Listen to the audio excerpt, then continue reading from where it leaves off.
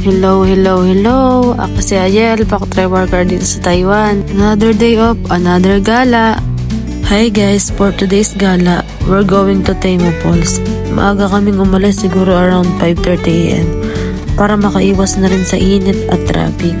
Dahil summer na dito sa Taiwan, maaga pa lang mainit na. Kaya guys, tara, samahan nyo kami. So ayun guys, matapos ang mahabang biyahe, fast forward na tayo, pababa na ako sa falls. Guys, PS lang, walang parking space sa taas, kaya sa gilid na lang namin pinark yung mga motor namin. Guys, tingnan nyo, wow ka na lang talaga sa ganda ng falls.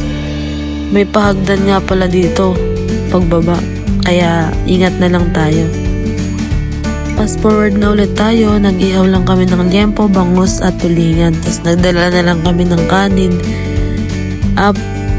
Nagprito kami ng talong at ilagang okra sa bahay. Kaya tara, kain tayo. Solo namin yung falls dahil siguro maaga kami pumunta. Kaya mas ma-enjoy namin yung lugar.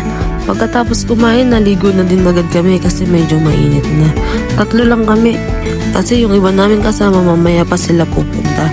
Grabe na yung tubig dito, sobrang OA sa lamig. Pero nakaka-relax naman siya sa katawan. Sobrang ganda ng falls guys, kaya puntahan nyo na din to guys. Guys, andito na nga pala yung iba namin kasama. Ayan sila mga 4 na pogi.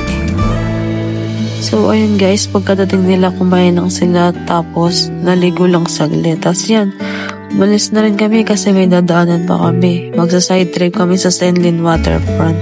Guys, hindi ko na na-videohan kasi nanggaling na kami doon. May video na ako doon. Kaya panoodin nyo na lang yung mga dati kong video. Kaya hanggang dito na lang muna ako guys. Paalam.